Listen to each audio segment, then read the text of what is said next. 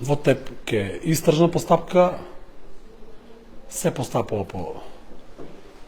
изјавени жалби на одлуки на судија на претходна постапка и тоа е во моментот што можам да го дадам како изјава. Секој кој што постапува како судија на претходна постапка, согласно одредите од Законот за кривична постапка, односно член 33 од Законот за кривична постапка, понатаму не може да учествува како судечки судија, член на Совет за оцена на обвинителни акти и така натаму. Постапуваат тројца судии,